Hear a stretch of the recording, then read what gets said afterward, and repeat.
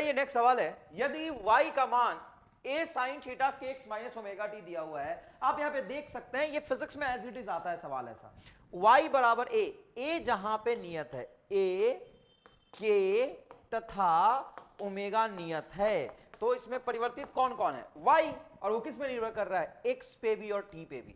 समझना थोड़ा ध्यान से, अभी तक आपने ऐसा फलन नहीं देखा होगा जो एक ही y दो चीजों पे एक साथ निर्भर कर रहा हो।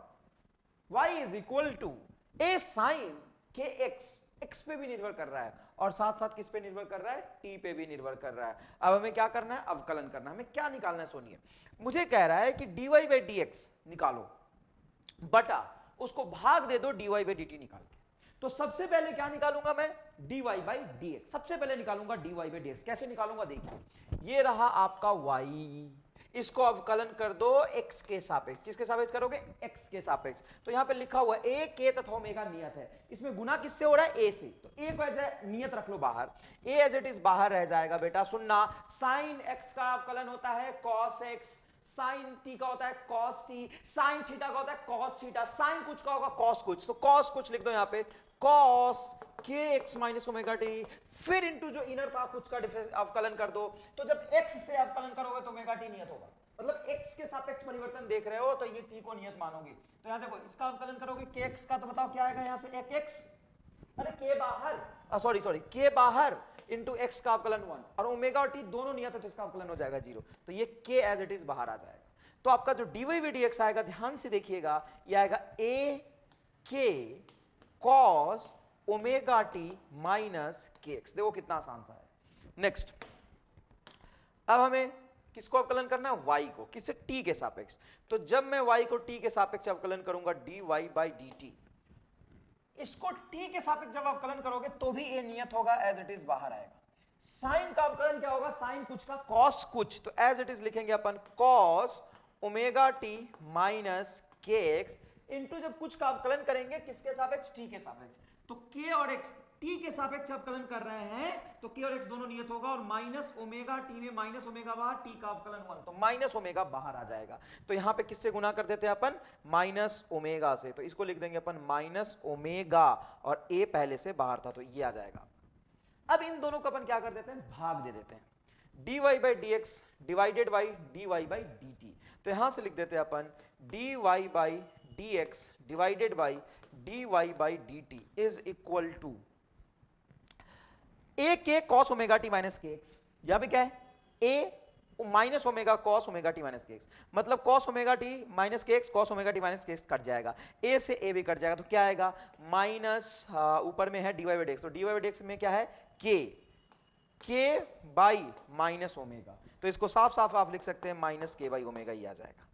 और अब देखो तो dy बाई dx और ये dy बाई dt है, ये dy by dx divided by dy by dt, तो ऊपर और नीचे दोनों dy बाई dy कट जाएगा, dt ऊपर बचेगा, यहां पे देखो gt ऊपर चला जाएगा, dx नीचे आ जाएगा, तो इसको आप लिख सकते हो dt बटा dx, या इसको उल्टा कर दोगे तो dx बाई dt हो जाएगा माइनस ओमेगा बाई के ही आ जाएगा जवाब। तो अपन से तो ये सिंपल पूछा था dy by dx divided by dy by dt, तो ये निकाल के अपन आंसर लिख देंगे, ये रहा तुम्हारा जवाब, कोई खास बात नहीं है। अच्छा, अगर मेरे से पूछता कि ये रहा y, ये सब दिया हुआ है, y दिया हुआ है, dx बाई dt निकालो, dx बाई dt मतलब x का अवकलन कर दो t के सापेक्ष, तो क्या x का अवकलन t के सापेक्ष डायरेक्ट निकालना संभव है, नहीं, तो उस समय क्या करोगे कि y को ही x से अवकलन कर दोगे, y को ही t से अवकलन कर दोगे, और जब भाग दोगे तो dy से dy कट जाएगा, इधर बचेगा dt ऊपर चला जाएगा, dx नीचे आ जाएगा, तो ये टर्म आपका बचेगा dt बाई dx, तो यहां से निकल जाएगा, देखो dx बाई dt आ गया। क्लियर है क्या? तो एक काम करो, पॉज करके पहले इसको अच्छे से लिख लो, स्क्रीन को पॉज करके पहले इसको अच्छे से लिख लो, ठीक है, लिख लो। अब देखो दूसरा नंबर सवाल देखो, दूसरा, अरे यार शिट, दूसरे नंबर सवाल में double differentiation of y with respect to x करना था, तो एक बार जो y का डिफरेंशिएशन x के साथ हो चुका था उसी को एक बार और कर देते तो डबल डिफरेंशिएशन हो जाता, कोई बात नहीं, एक बार करते हैं। चलो फिर से करो, dy by dx, double differentiation का कोई सूत्र नहीं होता, कोई फॉर्मूला नहीं होता, y को एक बार अवकलन करते हैं x के सापेक्ष और उसको एक बार और अवकलन कर देंगे x के सापेक्ष, तो डबल डिफरेंशिएशन हो जाता है। तो चलो इसको अवकलन करो, तो क्या लिखोगे बेटा, बोलो, a बाहर और साइन का अवकलन हो जाएगा कॉस कुछ के एक्स माइनस ओमेगा टी, और एक्स के सापेक्ष अवकलन करोगे तो के बाहर, एक्स का अवकलन 1 और ओमेगा टी में एक्स है नहीं तो ओमेगा और टी नियत माना जाएगा। जब एक्स से अवकलन करोगे तो यहाँ पे क्या बाहर आ जाएगा के, और इसी को डबल डिफरेंशिएशन करोगे, double differentiation of y with respect to x, तो देखो a और k दोनों नियत है, देखो लिखा हुआ है a और k दोनों क्या है नियत, तो बाहर रहेगा।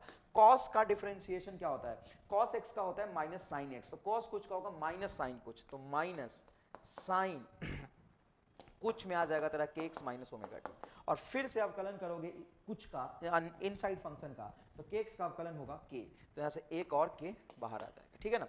तो ये माइनस यहाँ लिख लो a और ये k है, ठीक है ना, तो क्या होगा a के स्क्वायर, क्या होगा भाई, अरे k इंटू के स्क्वायर, साइन बाहर लिख लिया, ये इसमें से इसको सब्ट्रैक्ट नहीं किया, इसको इससे मल्टीप्लाई करना है, ये हो जाएगा तेरा साइन के X minus omega T, minus sine बाहर आ गया, ये होगा तेरा जवाब।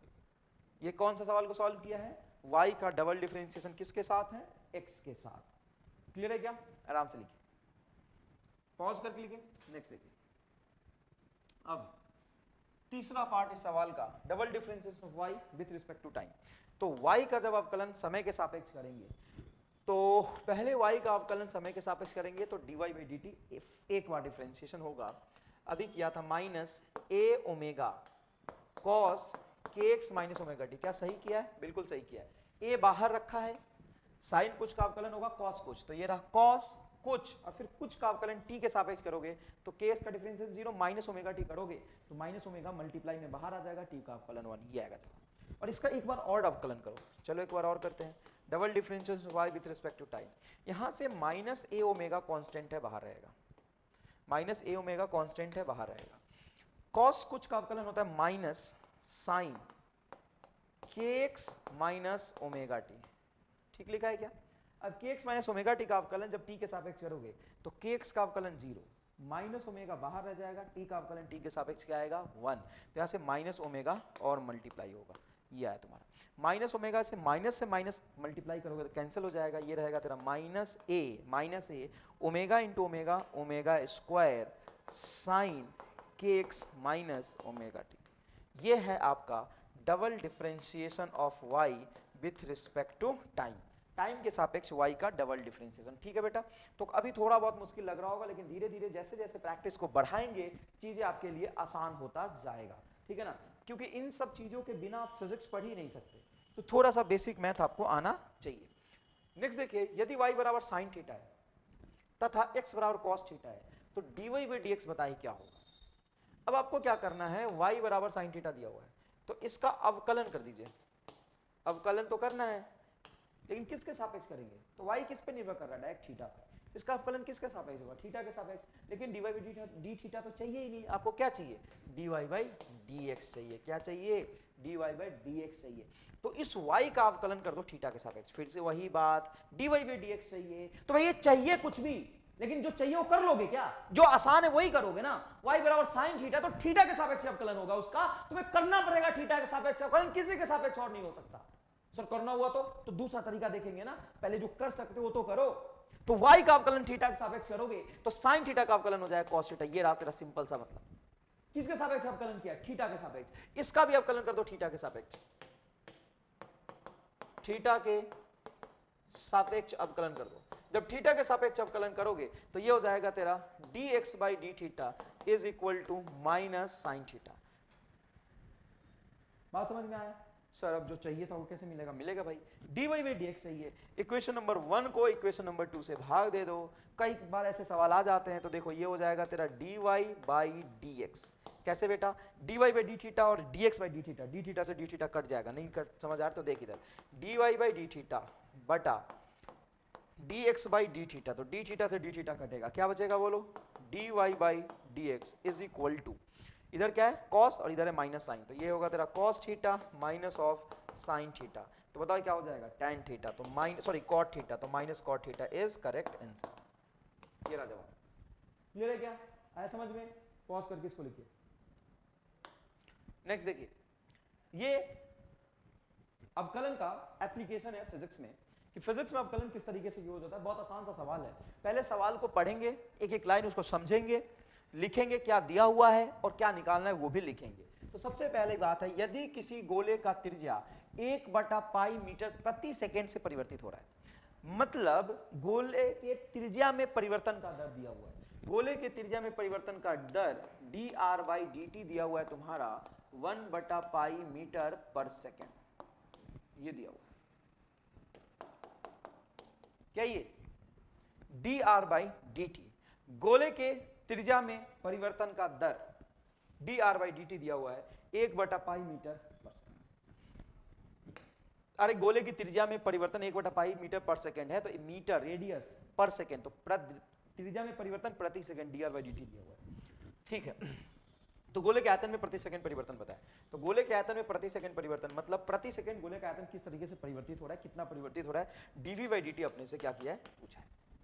dr/dt 1/पाई मीटर पर सेकंड होगा, दिया हुआ है, और dv/dt पूछा है। आयतन में परिवर्तन का दर समय के सापेक्ष दिया। अब मुझे त्रिज्या के बारे में बताया गया है कितना परिवर्तित हो रहा है प्रति सेकंड, और आयतन में परिवर्तन का दर दिया हो गया, कैसे निकालेंगे? तो सबसे पहले आपको सोचना होगा कि आयतन त्रिज्या पे किस तरह से निर्भर करता है। हालांकि तुम्हें निकालना है कि समय के सापेक्ष आयतन कैसे परिवर्तित हो रहा है, लेकिन तुम्हें दिया हुआ तो त्रिज्या के संबंध में है ना, तो आप रिलेशन सूत्र निकालोगे कि आयतन त्रिज्या पे किस प्रकार निर्भर करता है। तो गोले का आयतन त्रिज्या पे किस प्रकार निर्भर करता है बाबू बताओ? ये होता है 4/3 पाई r³, ये तो आयतन होता है गोले का। अब इसको अवकलन कर दो r के सापेक्ष, मेरी बात सुनना, अवकलन करें r के सापेक्ष। तुम्हें चाहिए क्या भाई, सुन मेरी बात, चाहिए क्या? dv/dt। तो किसके सापेक्ष अवकलन करेगा, t के सापेक्ष या r के सापेक्ष? करना तो चाहिए t के सापेक्ष, क्योंकि dv/dt चाहिए। यहां पे ये रहा v, इसको अवकलन करूंगा टाइम के सापेक्ष तो dv/dt मिल जाएगा। मुझे चाहिए भी dv/dt, लेकिन v r का फंक्शन है, इसको मैं अवकलन कर ही नहीं सकता टाइम के साथ। ये टाइम के साथ कैसे अवकलन हो जाएगा भाई? ये v तो r के फलन पे निर्भर कर रहा है, v किसका फंक्शन है, r का फंक्शन है, तो अवकलन कैसे करोगे? इसको अवकलन करोगे r के सापेक्ष। लेकिन सर r के सापेक्ष अवकलन करेंगे, लेकिन चाहिए तो dv/dt। तो भाई सुन, जो चाहिए ना वो निकाल लेंगे, पहले जो कर सकता है ना वो कर, जो आसान है वो कर। तो देख यार v किसका फंक्शन है, r का, और ये क्या होगा, नियत। तो dv/dr होगा तेरा 4/3 पाई, और r³ का आकलन r के सापेक्ष हो जाएगा 3r²। याद करो, पावर बाहर और ऊपर में पावर 1 से क्या हो जाएगा, कम हो जाएगा, तो ये बचेगा 3r²। यहां से 3 से 3 काट दे। अब मेरी बात सुन, बचे dv/dt, मतलब dr अनवांटेड है तो इसको उधर ले जा, छोड़ दे, उधर ले जा। बता क्या बचेगा, ये dv = 4 पाई r² इंटू dr। अब बता चाहिए क्या, dv/dt दिया हुआ क्या है, dr/dt। मतलब अगर दोनों तरफ dt से भाग दे दूं तो काम ही बन गया। ले, उस तरफ जो टर्म है वो सारा चीज दिया हुआ है, ये रहा तेरा 4 पाई r² इंटू dr/dt की वैल्यू दी हुई है 1/पाई, रख दो 1/पाई, ये पाई से पाई कैंसिल हो जाएगा, जवाब आएगा तेरा 4r² मीटर क्यूब प्रति सेकेंड। अरे वॉल्यूम था ना भाई, तो 4r² मीटर क्यूब प्रति सेकेंड। समझ में आया कि नहीं है? मतलब आयतन में परिवर्तन का दर त्रिज्या पे भी निर्भर कर रहा है। इंपॉर्टेंट बात है, सुनिएगा अच्छे से, आयतन में परिवर्तन का दर dv/dt देखो त्रिज्या पे भी निर्भर कर रहा है और त्रिज्या में परिवर्तन के दर पे भी निर्भर कर रहा है। देखो ना सूत्र से सॉल्व करके आया, इसको पॉज करके अच्छे से लिखिए। नेक्स्ट, ऐसे सवाल पूछे जाते हैं। तो एक और मैंने सवाल लिखा है आसान सा, यदि एक वृत्त का त्रिज्या 1/पाई मीटर प्रति सेकंड से परिवर्तित हो रहा है, वृत्त के त्रिज्या को लिख लेंगे अपन dr/dt, वृत्त की त्रिज्या को क्या लिख लेंगे अपन, dr/dt इज इक्वल टू ये हो जाएगा 1/पाई मीटर पर सेकंड। तो वृत्त के क्षेत्रफल में प्रति सेकंड परिवर्तन बताएं, मतलब आपसे पूछ रहा है dA/dt बताएं। क्या पूछ रहा है आपसे, dA/dt। तो वृत्त का क्षेत्रफल क्या लिखते हैं आप, पाई r²। तो ये हो जाएगा तेरा dA/dr, अपन इसको r के सापेक्ष अवकलन करेंगे और ये हो जाएगा पाई इंटू 2r। इस dr को इधर ले जाओगे तो dA इज इक्वल टू होगा 2 पाई r इंटू dr, दोनों तरफ dt से क्या कर दो, भाग दे दो, ये dA/dt आ गया। और dr/dt देखो यहाँ पे क्या दिया हुआ है, 1/पाई, तो यहाँ पे रख दोगे 2 पाई r इंटू 1/पाई, पाई से पाई कट जाएगा, ये आएगा 2r मीटर स्क्वायर पर सेकंड। और कभी कभी सवाल ऐसा भी दिया होता है कि यदि एक वृत्त का त्रिज्या 1/पाई मीटर पर सेकंड से बढ़ रहा है तो वृत्त के क्षेत्रफल में परिवर्तन बताएं जब r बराबर 2 मीटर है, एग्जैक्टली r बराबर 2 मीटर पे। तो यहाँ पे आपका dA/dt आ जाएगा जब रेडियस 2 मीटर था, तो r की वैल्यू यहाँ पे रख दोगे 2, 2 दूना 4, तो 4 मीटर स्क्वायर पर सेकंड आपका जवाब आ जाएगा। क्या ये बात आपको समझ आया? नेक्स्ट सवाल देखिए बेटा, नेक्स्ट सवाल है, यदि वस्तु की स्थिति x बराबर T square plus 2t minus 6 है तो वेग तथा त्वरण बताएं। अब देखो वेग होता क्या है, तो आपको इतना पता होना चाहिए कि स्थिति में परिवर्तन की दर को कहते हैं वेग। तो स्थिति में परिवर्तन की दर किसी भी भौतिक राशि में जो परिवर्तन का दर निकालता है, जैसे y में परिवर्तन का दर x के सापेक्ष होता है dy बाई dx, इसको कैसे निकाल सकते हैं, अवकलन करके। तो यही देखो फिजिक्स में पहला अवकलन का जो उपयोग है, मान लो स्थिति दिया हुआ है आपको समय के फलन में, समझिएगा स्थिति दिया हुआ है समय के फलन में x बराबर T square plus 2t minus 6 और आपसे कह रहा है वेग बताओ।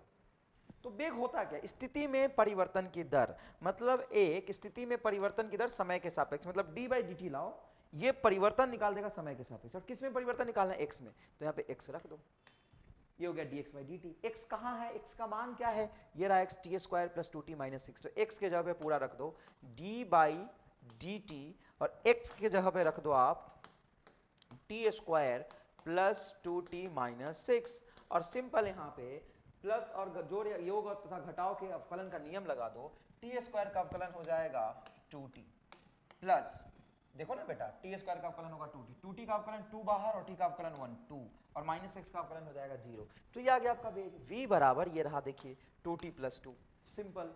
अच्छा त्वरण अगर आपसे पूछता है तो त्वरण होता है double differentiation of x with respect to time, मतलब वेग में परिवर्तन का दर, और ये रहा वेग, तो इसको एक बार और अवकलन करोगे, इसको एक बार और करने का मतलब x को 2 बार अवकलन करना हो गया, तो 2 बार अवकलन कर देते हैं।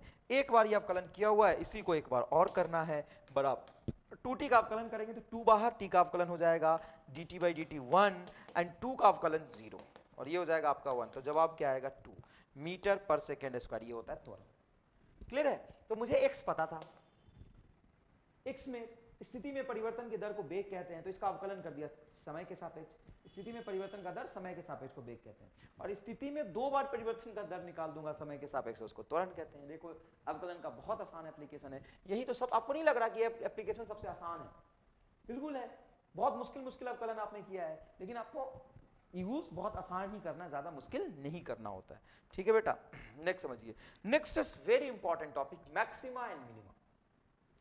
मैक्सिमा एंड मिनिमा बहुत इंपॉर्टेंट टॉपिक है फिजिक्स में, इन नंबर ऑफ टाइम्स मैक्सिमा और मिनिमा यूज होता है फिजिक्स में। ठीक है बेटा, तो आइए समझते हैं मैक्सिमा एंड मिनिमा। एक बात बताओ, क्या आप जानते हो कि मैक्सिमा का मतलब क्या होता है, मैक्सिमा किसका मैक्सिमा, y का कि x का। तो समझिए y एक निर्भर भौतिक राशि है, और किस पे निर्भर करता है, x पे, और x एक स्वतंत्र भौतिक राशि है, ये किसी पे निर्भर नहीं करता, ये स्वतंत्र है, और y निर्भर है। तो अपन किसके मैक्सिमा की मान देख रहे हैं, x का तो कोई मैक्सिमा मिनिमम मान हो ही नहीं सकता है, x तो स्वतंत्र है, वो अपने रूप से धीरे धीरे धीरे धीरे बढ़ता ही रहेगा। आप किस में इंटरेस्टेड है, x के मान के कि y के मान में।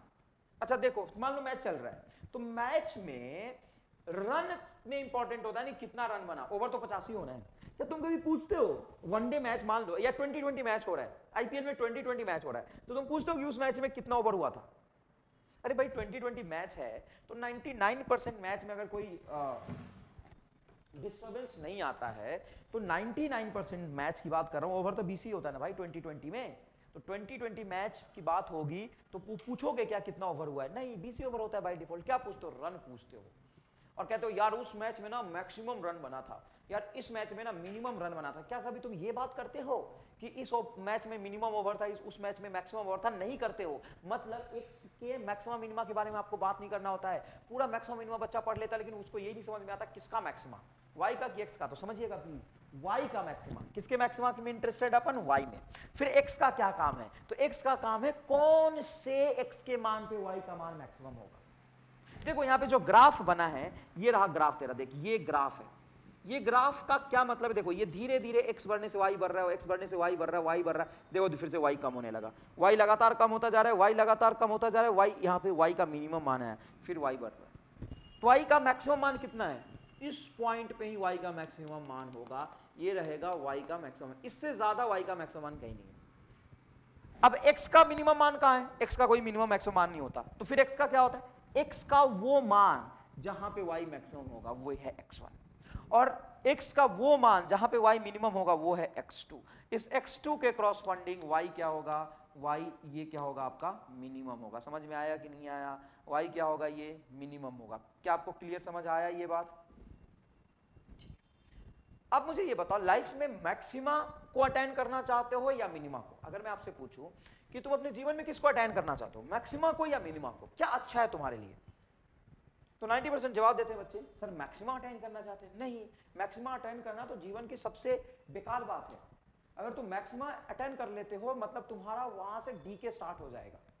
समझो, समझाता हूं, देख, मान लो कि यहां से तुम मैक्सिमा, तुम्हारा ग्रोथ हो रहा है, मान लो तुम 5वीं पास हुए, 6ठी पास हुए, 7वीं पास हुए, 8वीं पास हुए, 9वीं पास हुए, देख तेरा ग्रोथ हो जा रहा है, 10वीं पास किया, 11वीं पास किया, 12वीं पास कर गया, अब नहीं हो पाएगा, ये मेरा मैक्सिमा है, अब मैं 12वीं के बाद पढ़ूंगा ही नहीं, तो क्या हो जाएगा तेरा, ये तेरा मैक्सिमा हो जाएगा, उसके बाद तेरा डीके शुरू हो जाएगा। मान लो पैसा कमा, इतना पैसा कमा, इतना पैसा कमा, और पैसा कमा, और पैसा कमा, और पैसा कमा, मतलब अब मैक्सिमा अटेंड कर लिया, इससे ज्यादा पैसा नहीं कमाना, तो उसे फिर नीचे गिरेगा। तो मैक्सिमा वो पॉइंट होता है जहां से आदमी का क्षय शुरू होता है, गिरना शुरू होता है, ग्रोथ रुक जाता है। समझो ना, देखो ना, ये मैक्सिमा था, देख, तो ये बात देख, ये रहा मैक्सिमा बढ़ रहा है, बढ़ रहा है, बढ़ रहा है, बढ़ रहा है, बढ़ रहा है, यहां से मैक्सिमा घटने लगा। तो तुम चाहते हो कि तुम्हारा वैल्यू घटे, किसी भी चीज का वैल्यू घटे क्या? नहीं, तुम चाहते हो बढ़े। तो बढ़ाने के लिए क्या जरूरी है? मिनिमा को अटेंड करना। देखो बेटा, तुम मान लो कि मैक्सिमा बढ़ रहे थे, टाइम के साथ तेरा ग्रोथ हो रहा था, लगातार तेरा ग्रोथ हो रहा था, जीवन बढ़िया चल रहा था, तूने मैक्सिमा अटेंड कर लिया, फिर से तेरा डीके शुरू हो जाएगा, गिरता जाएगा, गिरता जाएगा, गिरता जाएगा, एहसास होगा कि तू बहुत गिरा हुआ इंसान है, तुम्हें लगेगा कि मुझे अच्छा बनना चाहिए, वहां से जिस दिन तुम्हें लगेगा कि इससे ज्यादा मुझे नहीं गिरना है, बहुत गिरा हुआ हूं मैं, तो तू ऊपर उठेगा और तेरा ग्रोथ शुरू हो जाएगा। ग्रोथ कब होता है? मिनिमा के बाद। तो अच्छा क्या है? मिनिमा। बुरा क्या है? मैक्सिमा। थोड़ा सा ऐसे ही महसूस करने के लिए बनाया है कि मैक्सिमा मिनिमा के बाद होता क्या असल में। मैक्सिमा के बाद क्या होता है? डीके होता है। मिनिमा के बाद ग्रोथ होता है। असल में ग्रोथ किसके बाद होता है? मिनिमा के। चलो और बात करते हैं। अगर मैं स्लोप की बात करूं तो मैक्सिमा पे स्लोप बताओ क्या है? स्लोप मतलब ढाल कितना है? 0। अच्छा, मिनिमा पे भी ढाल कितना है? 0। तो मैक्सिमा तथा मिनिमा एक ऐसी पॉइंट होता है जहां पे ग्राफ का ढाल, ढाल का मतलब dy बाई dx, y में परिवर्तन का दर x के सापेक्ष इस क्षण के लिए रुक जाएगा, ये 0 हो जाएगा। और मिनिमा पे भी देखिए ढाल, मिनिमा पे भी ढाल dy बाई dx क्या है? 0। तो मैक्सिमा और मिनिमा में फर्क क्या है? जब मैक्सिमा पे भी ढाल 0 है, मिनिमा में भी ढाल 0 है, तो मैक्सिमा और मिनिमा में कोई फर्क है क्या? आप कैसे पता लगाओगे कि मैक्सिमा है कि मिनिमा? तो जहां पे ढाल 0 होता है वहां पे मैक्सिमा भी हो सकता है, मिनिमा भी हो सकता है। क्यों? क्योंकि देखो, जहां पे मैक्सिमम मिनिमम वहां होता है, वहां पे फेज ट्रांजिशन होता है। फेज ट्रांजिशन कैसे होता है? देख, मान ले ग्राफ बढ़ रहा मैक्सिमम हो गया तो गिरना शुरू हो जाएगा, नहीं मिनिमम मिनिमम तो बढ़ना शुरू हो जाएगा, फिर मैक्सिमम नहीं तो गिरना शुरू हो जाएगा, फिर मिनिमम तो बढ़ना शुरू होगा, फिर मैक्सिमम तो गिरना शुरू होगा। तो जहां भी मैक्सिमम मिनिमम होगा वहां पे फंक्शन फेज चेंज करेगा, और फेज चेंज हमेशा रुक के होता है। तो वहां पे y में परिवर्तन का दर थोड़े समय के लिए रुक जाएगा और फिर गिरेगा। अरे बढ़ रहा है, बढ़ते बढ़ते तुरंत घटेगा क्या? बढ़ेगा, पीक अटेंड कर लिया, फिर धीरे धीरे घटेगा, फिर मतलब वहां पे साफ टर्न नीचे की तरफ लेगा। ग्राफ कभी ऐसा नहीं बनता, ये फिजिकली पॉसिबल ग्राफ नहीं है ऐसा। तो किसी भी चीज का अगर ग्राफ ऐसा बना हो ना फिजिक्स में, तो याद रखना, आप बाकी काइनेमेटिक्स में समझाऊंगा, ये गलत है। देख बताता हूं, ये ऐसा ग्राफ नहीं बन सकता, इस तरह का ग्राफ संभव नहीं है। चाहे किसी भी चीज का ग्राफ हो, चाहे बेग समय ग्राफ हो, ये संभव नहीं है। बेग समय ग्राफ ये संभव क्यों नहीं है? क्या ऐसा हो सकता है कि बेग बढ़ रहा हो, अचानक से बेग घटने लगे? अचानक से नहीं होगा। देखो, बेग बढ़ रहा है, ऐसे देखो, बढ़ रहा है, धीरे धीरे बेग में परिवर्तन दर स्मूथ टर्न लेके ऐसे आएगा। ग्राफ हमेशा टर्निंग पे स्मूथ बनता है, शार्प नहीं बनता। समझ में आया कि नहीं? तो यहाँ पे ढाल 0 नहीं हो रहा, तो वहां पे ढाल 0। तो जब भी मैक्सिमा अटेंड करेगा वहां से नीचे कम होना शुरू होगा, या कम होते होते बढ़ना शुरू होगा, तो मैक्सिमा हो या मिनिमा वहां पे ढाल 0 होना जरूरी है। तो ये नेसेसरी कंडीशन है। लेकिन अब डाउट ये, क्या मैक्सिमा और मिनिमा एक ही बात होता है क्या? नहीं, एक बात नहीं होता है। तो कैसे पता करेंगे अलग अलग कैसे है? तो देखो अलग अलग बताता हूं, समझना। यहाँ पे ढाल बताओ, तो यहाँ पे स्पर्श रेखा खींचोगे तो साफ साफ तुम्हें दिख रहा है ये स्पर्श रेखा 90 से कम कौन बनाएगा? मतलब यहाँ पे ढाल पॉजिटिव है, राइट, बहुत बढ़िया। यहाँ पे ढाल कैसा है बेटा? पॉजिटिव है। अच्छा, यहाँ पे अगर ढाल देखा जाए तो स्पर्श रेखा ऐसा आएगा, मतलब कोण 90 से ज्यादा बना रहा है, यहाँ पे ढाल निगेटिव होगा। यहाँ पे ढाल देखा जाए तो कैसा होगा? यहाँ पे ढाल निगेटिव होगा। साफ साफ आपको दिखना चाहिए ये बात। यहाँ पे ढाल 0 और यहाँ पे ढाल क्या होगा? पॉजिटिव होगा। अब एक बात बताओ, ढाल निगेटिव था, 0 हुआ, मतलब -4 -3 -2 1, फिर 0 1 2 3 4, मतलब लगातार ढाल कैसा है? बढ़ रहा है। इसका मतलब ये हुआ कि ढाल बढ़ रहा है। अगर मैं ढाल में परिवर्तन देखूं, देखो y में परिवर्तन की दर को ढाल कहते हैं, और ढाल में परिवर्तन देखो तो ढाल में परिवर्तन का दर मतलब d बाई डी एक्स, किस में, ढाल में, dy बाई डी एक्स में, तो ये क्या हो जाएगा, double differentiation of y with respect to x। तो मैथमेटिकली ढाल में परिवर्तन की दर को कहते हैं double differentiation of y with respect to x। तो यहां पे पहले -4 -3 -2 1, सॉरी -4 -3 -2 -1 0 1 2 3 4 5, तो लगातार ढाल क्या हो रहा है, बढ़ रहा है। तो ढाल में परिवर्तन कैसा हो जाएगा, पॉजिटिव। तो मिनिमा एक ऐसा चीज होता है जहां पे ढाल 0 होता है, लेकिन मतलब dy बाई dx 0 होता है, लेकिन डबल डिफरेंशिएशन कैसा आता है, पॉजिटिव। और वैसे भी इसको तो एक लाइन में मैं समझा सकता था, याद करो ग्राफ पढ़ाया था तो देखो बताया था ना, ये देखो हंसता हुआ ग्राफ यहाँ पे बना है, और तुम्हें याद होना चाहिए कि जहां हंसता हुआ ग्राफ बनेगा, जहां हंसता हुआ ग्राफ बनेगा वहां पे स्लोप लगातार बढ़ रहा होगा। और हंसता हुआ ग्राफ कहां बन रहा है, मिनिमा पे, तो आदमी को खुशी मिनिमा पे ही होगा ना यार, जहां से तुम्हारा ग्रोथ स्टार्ट हो रहा है। तो देखो हंसता हुआ ग्राफ है, डबल डिफरेंशिएशन पॉजिटिव आया है, यहाँ पे लगातार ढाल बढ़ रहा है। ऊपर में देखो कैसा ग्राफ बन रहा है, सोच के बताओ ये कैसा ग्राफ है, रोता हुआ ग्राफ है। रोता हुआ क्यों है, क्योंकि इसका डी के शुरू हो गया, यहाँ पे ढाल था पॉजिटिव, मतलब 5 4 3 2 1 0 -1 -2 -3 -4 -5, लगातार ढाल घट रहा है। ढाल घट रहा है तो ढाल में परिवर्तन का ढाल में परिवर्तन का दर मतलब डबल डिफरेंशिएशन कैसा आ जाएगा, निगेटिव आ जाएगा साहब, डबल डिफरेंशिएशन निगेटिव आ जाएगा। और सारी चीजें मैंने जो तो स्टार्टिंग में समझाया था, कौन अच्छा होता है कौन बुरा होता है, उसको लिंक करके आप समझोगे तो तुम्हें पिक्चर अच्छे से दिखाई दे रहा होगा मैक्सिमा मिनिमा कंसेप्ट। तो पहले तो याद भी रखो थोड़ा सा लिंक करके, बताओ मैक्सिमा अच्छा है मिनिमा अच्छा है, तो मिनिमा अच्छा होता है। क्यों मिनिमा अच्छा होता है, क्योंकि मिनिमा के बाद ग्रोथ स्टार्ट होगा, ग्रोथ स्टार्ट होगा मतलब y का मान उसके बाद बढ़ेगा, ढाल में परिवर्तन का दर पॉजिटिव आता है, तो मिनिमा पे ढाल क्या होता है, 0, dy बाई dx क्या होता है 0, मिनिमा हो या मैक्सिमा ढाल क्या होता है 0, लेकिन मिनिमा पे ढाल में परिवर्तन का दर मतलब डबल डिफरेंशिएशन क्या होगा, पॉजिटिव। मैक्सिमा वो ग्राफ का पॉइंट होता है जहां ग्रोथ के बाद डी के शुरू हो जाता है, डी के शुरू हो जाता है, वहां पे रोता हुआ ग्राफ बनता है, मैक्सिमा पे रोता हुआ ग्राफ बनता है, रोता हुआ ग्राफ बनता है तो ढाल क्या होगा 0, और ढाल में परिवर्तन का दर क्या होगा, निगेटिव, मतलब मैक्सिमा में डबल डिफरेंशिएशन निगेटिव होता है और मिनिमा पे डबल डिफरेंशिएशन पॉजिटिव होता है। तो आपको समझना भी था और साथ में याद भी करना था। देखिए कितना बढ़िया ग्राफ बना है, इस ग्राफ को आपको ढंग से बनाना है। पॉज करिए, स्क्रीन को पॉज करिए और ग्राफ को बनाइए, ठीक है बेटा। अब आइए नेक्स्ट देखते हैं, नेक्स्ट देखते हैं, यदि y बराबर 3 sin theta plus 4 cos theta है, y का मान क्या दिया हुआ है 3 sin theta plus 4 cos theta, तो y का अधिकतम मान तथा थीटा बताए, मतलब थीटा का वो मान बताना है जहां पे y अधिकतम होगा। देखो y निर्भर भौतिक राशि किस पे, थीटा पे, तो y का अधिकतम मान आपको निकालना है, लेकिन कहां y का अधिकतम मान होगा, किसी पर्टिकुलर थीटा पे, वो थीटा भी आपको पता करना है। जिस तरीके से मैं पूछूं कि मैक्सिमा कहां हुआ है बताओ, तो तुम बोले मैक्सिमा x1 पे है, और मैक्सिमा है कितना, ये रहा कोई वैल्यू, मिनिमा कहां पे है x2 पे, और मिनिमा की वैल्यू कितनी, ये है। तो स्वतंत्र भौतिक राशि का काम क्या होता है, वो ये बताता है कि निर्भर भौतिक राशि कहां पे अधिकतम होगा और कहां पे न्यूनतम होगा। देखिए सवाल देखिए, y बराबर 3 sin theta plus 4 cos theta दिया हुआ है, तो y का अधिकतम मान तथा थीटा बताया जहां पे y अधिकतम होगा, कैसे निकालोगे बताओ। अब जो ग्राफ में हमने समझा था उस ग्राफ को समझ के मैथमेटिकल फॉर्मूला निकाला था, वो मैथमेटिकल फॉर्मूला सवाल को सॉल्व करने में मदद करेगा। कैसे करेगा, देख, यदि y बराबर 3 sin theta plus 4 cos theta दिया हुआ है, मतलब मैथमेटिकल फॉर्म दिया हुआ है, y का ग्राफ नहीं है, ग्राफ होता तो देख के बता देते, लेकिन ये मैथमेटिकल फॉर्मूला दिया हुआ है तो कुछ करके बताना होगा, देख के नहीं बता सकते। अब ये y दिया हुआ है, मान लो y का अधिकतम या न्यूनतम मान कब होगा, जब dy बाई डी थीटा 0 होगा। ये तुम्हें रटना है, कोई भी चीज मैक्सिमम तथा न्यूनतम तभी होता है जब उसका अवकलन क्या हो जाए, 0 हो जाए। किसके सापेक्ष अवकलन करते हैं, जिससे वो निर्भर करता है उसके सापेक्ष अवकलन करते हैं। मान लो सूत्र ऐसा होता y बराबर sin x plus cos x, तो क्या करते, y कब मैक्सिमा मिनिमा होगा, जब dy बाई dx 0 होगा। मतलब कोई भी चीज मैक्सिमा तथा मिनिमा तभी होती है, अगर आप विद्युत क्षेत्र पढ़ रहे हो इलेक्ट्रोस्टैट, तो E इज इक्वल टू के क्यू बटा एक्स स्क्वायर पढ़ोगे। बताओ इलेक्ट्रिक फील्ड मैक्सिमम कब होगा, जब dE बाई dx क्या होगा, 0 होगा। फोर्स लिखते हो G m1 m2 बटा r स्क्वायर, बताओ फोर्स मैक्सिमम या मिनिमम कब होगा। अब ये फोर्स किस पे निर्भर कर रहा है, दो द्रव्यमान के बीच की दूरी पे निर्भर कर रहा है, तो मैं लिखूंगा dF बाई dr जहां 0 होगा। न्यूनतम कहां होगा, जहां वही होगा जहां पे dF बाई dr 0 होगा। कोई भी चीज मैक्सिमा या मिनिमा तभी होता है जब उसका अवकलन 0 हो जाए। किसके सापेक्ष अवकलन करते हैं, जिस पे वो निर्भर करता है। बताओ समझ आया कि नहीं आया? अब ये गणित है,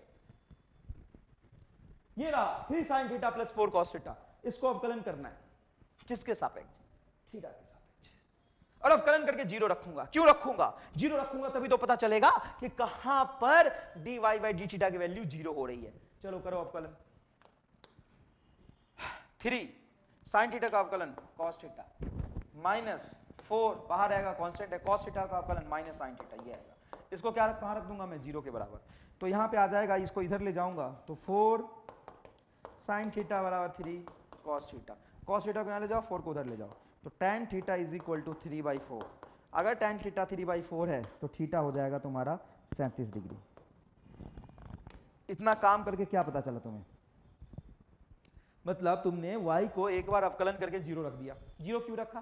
क्योंकि अवकलन जहां पे जीरो होता है वहीं पे मैक्सिमम मिनिमम आएगा। तो कहां पे अवकलन जीरो है? 37 डिग्री पे। अब 37 डिग्री पे क्या होगा? तो देखो समझना, एक बार समझ लो, बाकी मैं आसान तरीका बता दूंगा। 37 डिग्री पर y अधिकतम तथा न्यूनतम हो सकता है। अब अधिकतम हो सकता है या न्यूनतम भी हो सकता है। अब मुझे तो अधिकतम निकालना है, तो चेक करना पड़ेगा।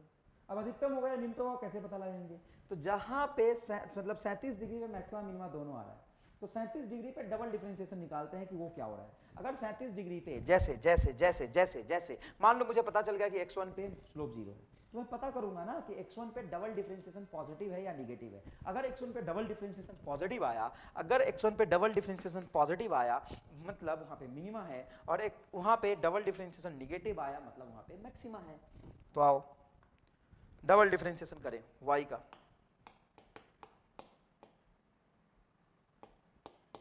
सिंगल डिफरेंशिएशन ये था 3 cos theta minus 4 sin theta. 3 cos theta का माइनस sin थीटा होता है, तो ये होगा -3 sin थीटा, माइनस बाहर आएगा, ये 4 sin थीटा का अवकलन क्या हो जाएगा? cos थीटा, ये आया तुम्हारा। लेकिन इसको चेक करना है 37 डिग्री पर। तो कहाँ चेक करना है? 37 डिग्री पे। तो जब डबल डिफरेंशिएशन की वैल्यू चेक करूंगा मैं, theta is equal to 37 degree रख के मैं रखूंगा -3 sin 37। sin 37 बेटा, sin 37 -4 cos 37। sin 37 का मान होता है 3/5 और cos 37 का मान होता है 4/5। सॉल्व करूंगा तो यह आ जाएगा तेरा -5। सॉल्व करके देख लो, ये निगेटिव आ रहा है। -5 तुम्हारा y का मैक्सिमम मिनिमम वैल्यू नहीं है, ये -5 डबल डिफरेंशिएशन ऑफ y का वैल्यू है। यहां से ये पता चला कि डबल डिफरेंशिएशन निगेटिव आ रहा है कब? जब थीटा 37 डिग्री है। तो ये पक्का हो गया कि 37 डिग्री पे मैक्सिमा होगा। क्या हो गया? पक्का हो गया। क्या पक्का हो गया? कि theta is equal to 37 degree पे क्या होगा? मैक्सिमा होगा। ये कंफर्म हो गया। अब क्या करें? तुम्हें लग रहा हो सर ये तो बहुत बड़ा काम है। तो बेटा गणित सीख रहे हो, फिजिक्स थोड़ी ना सीख रहे हो। आसान बना दूंगा, थोड़ा पेशेंस रखो। ये काम तुम्हें बार बार नहीं करना पड़ेगा। ये काम मैं इसलिए कर रहा हूँ कि थोड़ा फील आ जाए कि मैक्सिमम मिनिमम का पूरा कंसेप्ट क्या है। ये करना नहीं पड़ेगा तुम्हें, कभी भी करना भी पड़ सकता है। 90% सवाल में नहीं करना पड़ेगा, लेकिन 10-20% सवाल में करना पड़ सकता है। तो समझे मैं ये कंसेप्ट को क्या करता है। थीटा 37 डिग्री मैक्सिमा होना है तो कोई बात नहीं। अब यहाँ पे y का मैक्सिमम मान निकाल लीजिए। y मैक्सिमम, y का मैक्सिमम मान कब होगा? जब थीटा 37 डिग्री होगा। तब थीटा को क्या रखना है? 37 डिग्री।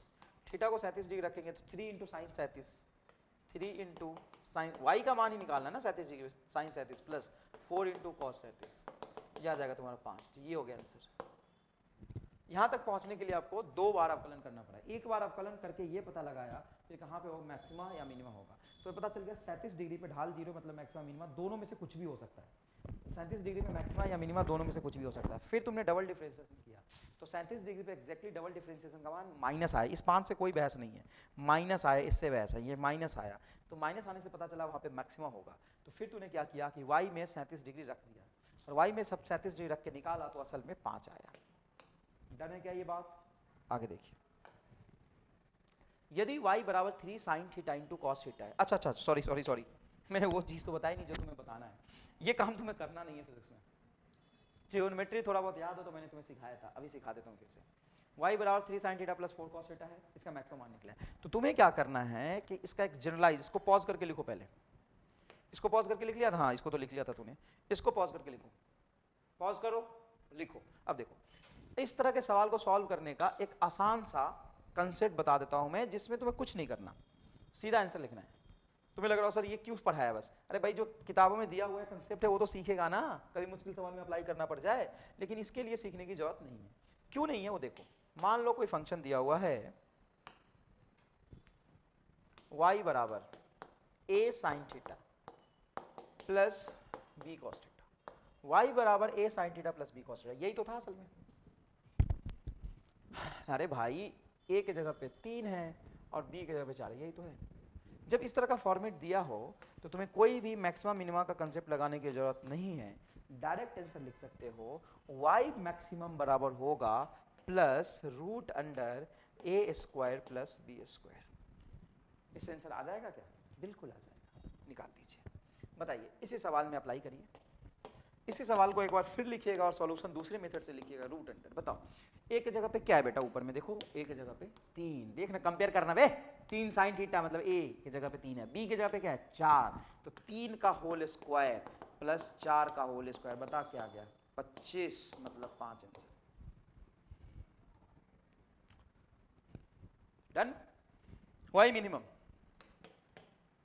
तो ट्रिग्नोमेट्रिक फंक्शन का मैक्सिमम मान जितना होता है मिनिमम मान उसका निगेटिव हो जाता है, तो minus root under a square plus b square, तो मिनिमम मान हो जाएगा इसका -5। तो इसको भी पॉज करके अच्छे से लिखो। अब बड़े आश्चर्य की बात है कि इस तरह का सवाल बच्चों के सामने आता है और बच्चा टे बोल जाता है कि सर मेरे से नहीं हो पा रहा। अरे भाई कितना आसान है, थोड़ा देखो इसको, इसके आसान होने का लेवल देखो कि कितना आसान है बेटा, बहुत आसान सवाल होता है ये सब, इसमें कोई भी खास काम आपको नहीं करना होता है, सवाल बहुत आसानी से बनता है। मान लो लिखा हुआ है y बराबर 4 sin theta plus cos theta, खूब सारे ऐसे सवाल पूछते हैं, या y बराबर 3 sin theta minus 7 cos theta, या y बराबर 4/3 sin theta minus 4 cos theta, इस तरह का सवाल खूब आता है। अब अपने को इसमें पूछता है मैक्सिमम मिनिमम बताओ, तो इसमें कुछ भी करने की जरूरत नहीं है, सीधा आंसर लिखेंगे। देखो बेटा y मैक्सिमम क्या होगा, रूट अंडर देखो a sin theta plus b cos theta, तो यहाँ पे b है ही नहीं मतलब कुछ नहीं, तो 1 मान लेंगे, तो 4 का होल स्क्वायर प्लस 1 का होल स्क्वायर, 16 रूट 17 आंसर आ जाएगा। देख रहे हो रफ्तार तुम, देखो इधर y मैक्सिमम कैसे निकालोगे, root under 3 sin theta minus 7 cos theta, 3 का होल स्क्वायर 9, और ये बेटा b बराबर -7 होगा, लेकिन इससे कोई फर्क नहीं पड़ता है क्योंकि -7 का होल स्क्वायर हो जाएगा 49, 49 और 9 रूट 58 आंसर, रूट क्या हो जाएगा 58 आंसर, ठीक है ना। तो ये सब लिखना है क्योंकि ऐसे ही सवाल एग्जैक्टली आपको मिलने वाला है। अब मान लो कि यदि y बराबर दिया हुआ है 4/3 sin theta minus 4 cos theta और y मिनिमम पूछ रहा है आपसे। अब इसमें बच्चा और फंसता है कि सर इसमें y मिनिमम कैसे निकाले, बेटा ढंग से देख लो, बहुत काम आने वाला है।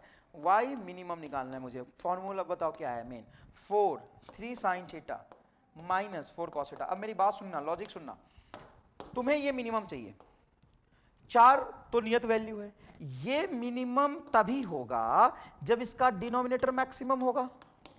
अरे लाला सुन ले, 3 sin theta minus 4 cos theta तभी जब मैक्सिमम होगा, डिनोमिनेटर का मान अधिकतम संभव लोगे तो ये न्यूनतम होगा, और ये न्यूनतम बेटा 1 सेकेंड में तुम्हारा आ जाएगा मिनिमम बराबर 4 बटा इसका मैक्सिमम मान कितना हो जाएगा 3 का होल स्क्वायर 9 और माइनस 4 का होल स्क्वायर 16, तो जवाब आएगा तेरा 4/5 आंसर आ गया तेरा। इससे कम y का वैल्यू नहीं हो सकता, इससे ज्यादा होगा लेकिन इससे कम y का वैल्यू नहीं हो सकता, 4/5 एक मिनिमम वैल्यू y। क्लियर है क्या ये बात? पॉज करके अच्छे से लिखिए प्लीज। आओ आगे देखते हैं सवाल, देखते हैं सवाल। यदि y बराबर 3 sin theta into cos theta है तो y का अधिकतम मान तथा थीटा बताए जहां y अधिकतम होगा। जब sin theta into cos theta गुणक में होना तो इसको सॉल्व करने के लिए भी अवकलन का यूज करने की जरूरत नहीं है, चाहो तो 1.5 पेज का सवाल सॉल्व करो या तो एक कंसेप्ट लगाओ। कंसेप्ट क्या लगाओगे सुनो, y बराबर जब प्रोडक्ट में दिया हो ना 3 sin theta into cos theta दिया हुआ है, मेरी बात सुनना ध्यान से, तो इसको ना 2 से गुना तथा 2 से भाग करते हैं, कर सकता है कोई फर्क नहीं पड़ेगा, तो ये टर्म हो जाएगा तेरा 3/2, y बराबर क्या होगा ये टर्म 3/2, और अंदर में आएगा 2 sin theta into cos theta. अब मुझे बस इतना बता दो 2 sin theta into cos theta क्या होता है, sin 2 थीटा, तो y बराबर बन जाएगा 3/2 sin 2 थीटा। अब y का मैक्सिमम मान निकालना है तो y तभी मैक्सिमम होगा जब ये sin 2 थीटा मैक्सिमम होगा, और sin 2 थीटा का मैक्सिमम वाला क्या होता है 1। अरे किसी भी एंगल में 2 थीटा लिख ले, 10 थीटा लिख ले, 50 थीटा लिख ले, वो तो मैक्सिमम sin थीटा का 1 ही होता है। अरे तुम अंदर में साइन 50 थीटा लिख दो और बोलो कि साइन 50 थीटा का मैक्सिमम कितना 1 होता है यार। साइन का अंदर कोई भी कोण रखोगे मैक्सिमम संभव मान 1 होता है। तो बताओ यहाँ पे y का मैक्सिमम मान कितना आ गया, y का मैक्सिमम मान आ गया 3/2। इसमें कुछ करने की जरूरत है ही नहीं यार, एकदम आसान है। और कितने एंगल पे आएगा, तो जब साइन थीटा 1 होगा, और साइन थीटा 1 होगा कब, जब ये एंगल 90 होगा। तो 2 थीटा बराबर 90 डिग्री, मतलब थीटा बराबर क्या होगा 45 डिग्री। डन। नेक्स्ट, मान लो एक अलजेब्रिक फलन है, ये अंकगणितीय फलन है कि यदि x प्लस वाई बराबर 10 है तो x इंटू वाई का अधिकतम मान कितना हो सकता है। तो अगर x प्लस वाई बराबर 10 है तो x इंटू वाई का अधिकतम मान कितना होगा। तो इसको कुछ भी मान लो तुम z बराबर x इंटू वाई, इसके अधिकतम मान का बात करना। तो ये अधिकतम या न्यूनतम तभी होगा जब dz बटा dx या dz बटा dy 0 होगा। अब तो यहाँ पे कंफ्यूजन होगा कि एक ही भौतिक राशि में दो वेरिएबल है, x और y दोनों। अब कैसे करें सॉल्व, ये तभी मैक्सिमम होगा जब dz by dx 0 हो सकता है, ये तभी मैक्सिमम होगा जब dz by dy 0 हो सकता है। तो कैसे करोगे सॉल्व, इसको सॉल्व करने के लिए एक तरीका है कि एक वेरिएबल चेंज कर दो, यहां से एक इक्वेशन और दिया हुआ है, तो यहां से z इज इक्वल टू हो जाएगा, x को लिखोगे आप 10 माइनस वाई, इसको क्या लिख सकते हो, x को 10 माइनस वाई इंटू वाई। अरे यार x प्लस वाई बराबर 10 है तो y बराबर x बराबर क्या होगा 10 माइनस वाई, तो यहां पे रख दो x को 10 माइनस वाई इंटू वाई, तो z बराबर हो जाएगा 10y minus Y square. Done. तो ये मैक्सिमम तथा मिनिमम वहीं पे होगा जहां dz बटा dy क्या होगा 0। करो इसको y के साथ अवकलन, तो 10y का अवकलन होगा 10, क्योंकि y का अवकलन होता है 0, और y स्क्वायर का हो जाएगा 2y। तो ये होगा 2y बराबर 10, मतलब y बराबर 5, मतलब y जब 5 होगा तभी z मैक्सिमम होगा।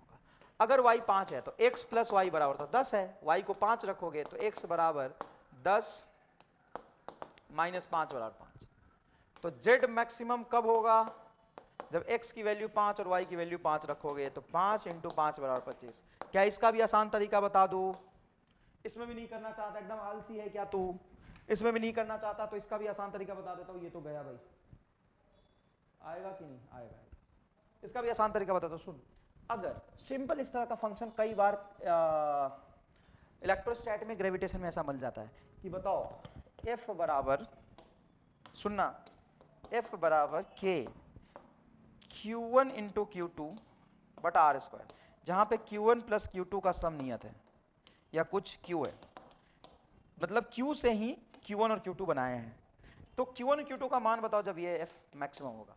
तो इस तरह के फंक्शन में जहां पे दो वेरिएबल का सम कांस्टेंट हो, तो और उसका प्रोडक्ट कब मैक्सिमम होगा, जब वो दोनों बराबर होगा। देखो x प्लस वाई 10 है ना, तो x और y दोनों का मान 5 5 आया है, ठीक है ना। तो इस तरह के सवाल में डायरेक्ट याद रख सकते हो। देखो यहाँ पे k q1 q2 बटा r square, q1 plus q2 बराबर q है, नियत है, फिक्स है, q1 प्लस q2 q ही होगा। तो ये q1 q2 का मान बताओ जब फोर्स मैक्सिमम होगा, तो बताओ q1 प्लस q2 जब ये दोनों बराबर होगा, बराबर तभी होगा जब ये q/2 और q2 भी q/2 होगा। तो आंसर लिख दे, ये f मैक्सिमम तभी होगा जब q1 क्या होगा q/2 होगा। आसानी से ये काम आप कर सकते हैं, या तरीका मैंने आपको बता दिया है। नेक्स्ट सवाल देखिएगा बेटा, y is equal to x का power 3/3 minus 2x square plus 3x है, तो y का अधिकतम तथा न्यूनतम बताए मान कितना होगा। देखो बेटा, कोई भी चीज का अधिकतम तथा न्यूनतम मान पूछता है तो आपको मैक्सिमा मिनिमा का कंसेप्ट यूज करना है। मैक्सिमा मिनिमा का कंसेप्ट क्या होता है कि y तभी मैक्सिमा या मिनिमम होगा जब इसका अवकलन क्या होगा 0। तो आप इसको जब हल करेंगे तो सिंपल सा लिखेंगे कि dy by dx का मान क्या होना चाहिए 0 होना चाहिए। तो dy by dx is equal to 0, तो इसको अवकलन करें, बटा 3 जो भाग में है वो नियत है बाहर आ जाएगा, 1/3 बाहर रहेगा, और एक 3x का पावर 3 का अवकलन हो जाएगा 3x स्क्वायर माइनस 2 बाहर रहेगा, x स्क्वायर का अवकलन होगा 2x, तो ये हो जाएगा 4x प्लस 3। अरे बेटा 3x का अवकलन 3 बाहर, x का अवकलन 1, तो क्या बचेगा 3 इज इक्वल टू क्या होना चाहिए 0।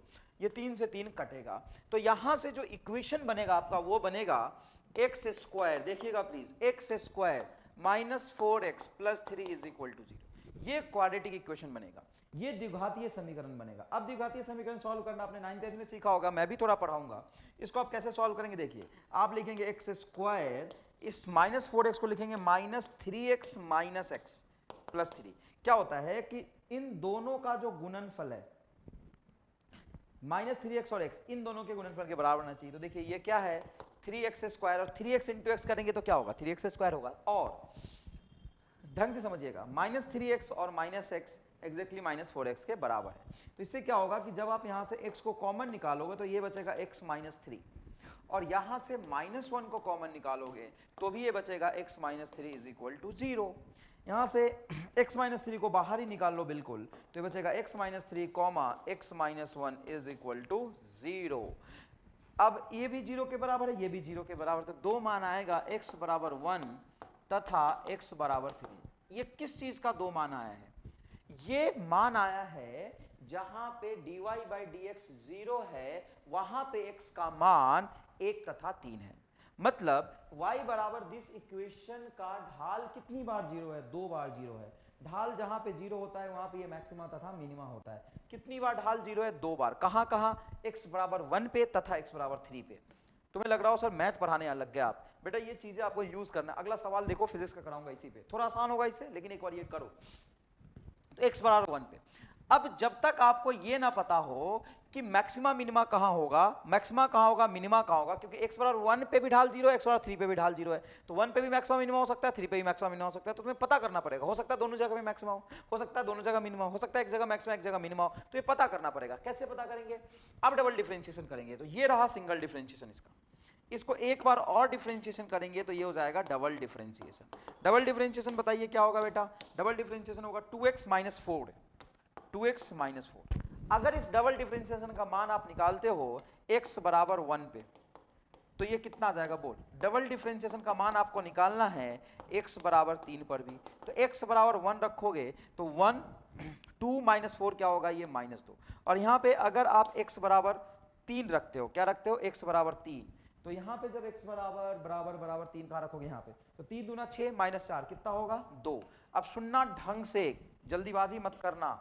क्या ये -2 और -2 और 2 मान आया है? नहीं, ये y का मान नहीं है, ये डबल डिफरेंशिएशन का मान है। और जहां पे डबल डिफरेंशिएशन निगेटिव होता है वहां पे मैक्सिमा होता है, और जहां पे डबल डिफरेंशिएशन पॉजिटिव होता है वहां पे मिनिमा होता है। तो डबल डिफरेंशिएशन करके आपने पॉजिटिव निगेटिव देखा, आपको ये पता चला कि मैक्सिमा कहां पे होगा, मिनिमा कहां पे होगा। देख x बराबर 1 पे डबल डिफरेंशिएशन माइनस आया है, x बराबर 1 पे डबल डिफरेंशिएशन माइनस आया है, मतलब यहां पे मैक्सिमा होगा। कहां पे? x बराबर 1 पे। मतलब x बराबर 1 रखोगे y के फॉर्मूले में तो ये मिलेगा तुम्हारा मैक्सिमम, एंड यहां पे x बराबर 2 रखोगे तो y मिलेगा तुम्हारा मिनिमम। चलो x बराबर 1 रखते हैं अपन, 1 रख दो, 1 तो ये 1/3 होगा। यहां पे 1 रखोगे तो 1 का होल स्क्वायर देखो 1 ही होता है, तो -2 होगा, और ये होगा तुम्हारा +3। जब एलसीएम लोगे तो ये आ जाएगा कुछ तुम्हारा, एलसीएम लोगे तो ये हो जाएगा 1 - 6 + 9/3, तो ये हो गया तुम्हारा 9 1 10, 10 में से 6 जाएगा 4/3, 4/3 तुम्हारा मैक्सिमा हो गया। क्या आ गया? ये 4/3। रुको 1 मिनट, ये आ गया तुम्हारा 4/3। अब मिनिमा कब होगा? जब x बराबर 2 होगा। 2 रखोगे तो 2 का होल क्यों क्या हो जाएगा? 8/3। ये हो जाएगा बेटा 8/3 माइनस 2 का स्क्वायर 4, 4 दूना 8, तो ये होगा -8 प्लस 3 दूना 6, तो ये हो जाएगा तुम्हारा मिनिमम मान। क्लियर है क्या? ये आएगा तुम्हारा मिनिमम मान और ये आया आपका मैक्सिमम मान। डन? तो ये मैक्सिमम मिनिमम निकालने का एक्चुअल पूरा प्रोसीजर है। नेक्स्ट, फिजिक्स में जब सवाल करोगे तो इससे आसानी होगा, मुश्किल नहीं होगा। ये एक सवाल लिखा है मैंने यहाँ पे, देखिए, यदि बेग ये दिया हुआ है, समझना बेटा अच्छे से, यदि बेग दिया हुआ है, बहुत बढ़िया सवाल माना जाता है ये सब, तो थोड़ा सा अभी संघर्ष करोगे, चीजें सीख जाओगे तो बाद में मजा आएगा।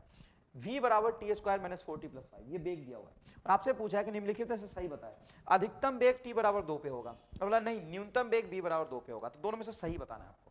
क्या करेंगे? v बराबर t² - 40 + 5। अब किसी भी चीज का मैक्सिमम मिनिमा करने का, इतने सारे हमने सवाल किए, तुम्हें इतना तो आइडिया लग गया होगा कि अवकलन 0 करना होता है। अवकलन जहां पे 0 आता है वहीं पे मैक्सिमा या मिनिमा होता है, तो यहाँ पे अवकलन मतलब dv/dt को अपने को क्या रखना है? 0। t² का अवकलन बोलो 2t, t² का अवकलन क्या होगा? 2t -4t, तो -4t का अवकलन करोगे तो ये हो जाएगा तुम्हारा -4t का अवकलन 1 = 0। तो यहाँ से साफ साफ पता चल रहा होगा 2t = 4, हेंस t = 2। t = क्या आ जाएगा बेटा? 2 आ जाएगा। मतलब t बराबर 2 पे अवकलन 0 हो रहा है, मतलब t बराबर 2 पे मैक्सिमा या मिनिमा कुछ भी हो सकता है। और मैक्सिमा या मिनिमा क्या होगा ये पता चलेगा कि वहाँ पे डबल डिफरेंशिएशन कैसा है। बेटा समझना अच्छे से, अब डबल डिफरेंशिएशन करोगे तो ये बेटा आ जाएगा टी स्क्वायर माइनस 4t का अवकलन किया तो 2t माइनस 4 आया। जब इसका अवकलन करोगे तो 2t का अवकलन हो जाएगा 2, t का 1 माइनस 4 का 0, तो ये 2 आ गया। अब सीधी सी बात है कि डबल डिफरेंशिएशन करने पे पॉजिटिव आ रहा है, मतलब कि यहाँ पे ये क्या एग्जिस्ट करेगा, मिनिमा। डबल डिफरेंशिएशन पॉजिटिव होने का मतलब होता है मिनिमा, तो डबल डिफरेंशिएशन पॉजिटिव आ गया मतलब वहाँ पे मिनिमा एग्जिस्ट करेगा, तो वैल्यू क्या होगी, मिनिमम होगी। अब t इज इक्वल टू 2 पे, यहाँ पे t के फलन में नहीं आता तो t रखोगे ही नहीं, डबल डिफरेंशिएशन सिंपल पॉजिटिव आ गया, मतलब यहाँ पे मिनिमा ही एग्जिस्ट करेगा। और मिनिमा एक ही जगह ढाल 0 हो रहा है t बराबर 2 पे, तो t बराबर 2 पे मिनिमा ही हो सकता है, मैक्सिमम एग्जिस्ट ही नहीं कर रहा है। यहाँ पे मैक्सिमम क्यों एग्जिस्ट नहीं कर रहा, क्योंकि देखो ना डबल डिफरेंशिएशन फिक्स पॉजिटिव आ गया। यहाँ पे t को 2 रखो, 4 रखो, 6 रखो, कोई फर्क नहीं पड़ता, डबल डिफरेंशिएशन पॉजिटिव आ गया। इसका मतलब वहाँ पे सिर्फ और सिर्फ मैक्सिमा एग्जिस्ट करेगा, सॉरी डबल डिफरेंशिएशन पॉजिटिव का मतलब मिनिमा एग्जिस्ट करेगा। और वो ढाल कहाँ पे 0 हो रहा है, 2 पे, तो t इज इक्वल टू 2 रख दो v में, तो 2 का होल स्क्वायर 4 माइनस 8, तो क्या करोगे 4 माइनस 8 प्लस 5, तो ये 5 4 9 में से 8 जाएगा 1 मीटर पर सेकेंड तुम्हारा हो जाएगा ये मिनिमम मान। डबल डिफरेंस पॉजिटिव का मतलब होता है मिनिमम, तो v बराबर मिनिमम 1, सेकेंड ऑप्शन सही हो जाएगा। तुम्हें कम समझ आया थोड़ा सा, फिर से बता दो। देखो बेग दिया हुआ है T square minus 4t plus 5, आपको पूछा है कि बेग का अधिकतम या न्यूनतम मान कौन सा संभव होगा, तो हमने अवकलन करके देखा किसी भी चीज़ का मैक्सिमम तथा मिनिमम मान तभी होता है जब उसका अवकलन 0 हो जाए, तो dv/dt को हमने 0 रखा, तो t इज इक्वल टू 2 पे exactly t is equal to 2 पे अवकलन 0 हो रहा है, मतलब t इज इक्वल टू 2 ही पे मैक्सिमा होगा या मिनिमा होगा, तो तुम t इज इक्वल टू 2 पे यहाँ पे रख के v निकालो, तो t इज इक्वल टू 2 रख के देखा तो v आया 1 मीटर पर सेकंड, मतलब 1 मीटर पर सेकंड बेग आएगा, वो या तो मैक्सिमा होगा या मिनिमा होगा। मैक्सिमा या मिनिमा क्या होगा वो डबल डिफरेंशिएशन से पता चलेगा, तो इसका डबल डिफरेंशिएशन 2 आ रहा है, मतलब पक्की बात है कि वहाँ पे क्या होगा, मिनिमा। क्या आपको समझ आया, ये ऑप्शन सही हो जाएगा, ये ऑप्शन गलत हो जाएगा। अच्छा सुनना, कई बार क्या होता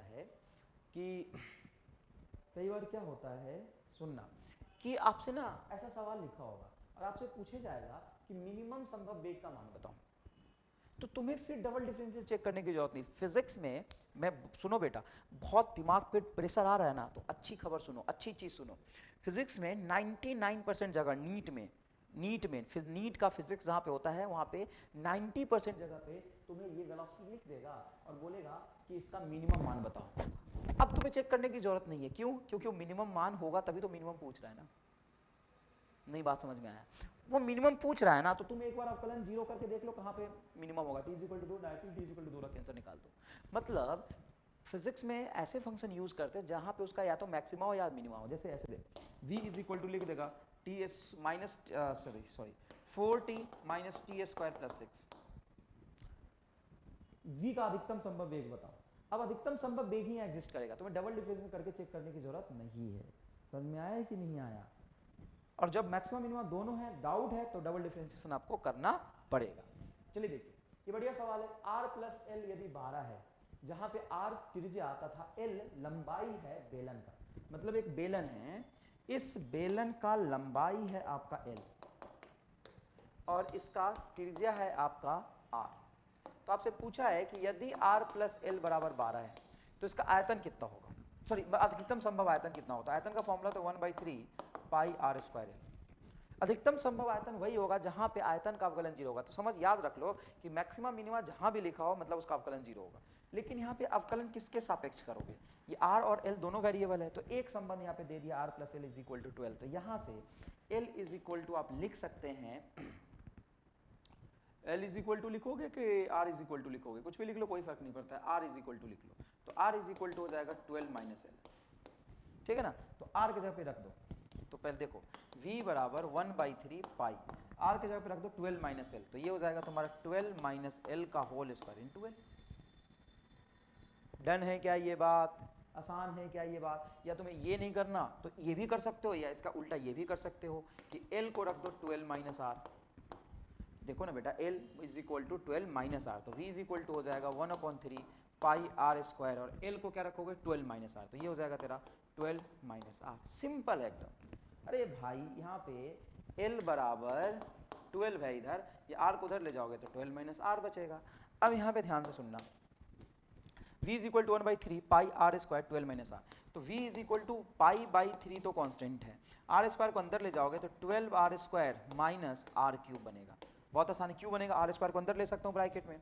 अब तुम्हें क्या करना है कि dv/dr को जीरो रखना है, क्योंकि v मैक्सिमम तभी होगा। अब देख, मिनिमा की बात ही नहीं करना, क्यों, क्योंकि पूछा आयतन अधिकतम कब होगा, तो जब अधिकतम तभी होगा जब अवकलन जीरो होगा। तो यहाँ पे मैक्सिमम मिनिमा चेक करने की जरूरत नहीं है, v मैक्सिमम तभी होगा जब dv/dr क्या होगा, जीरो होगा। तो dv/dr आपको जीरो रखना है।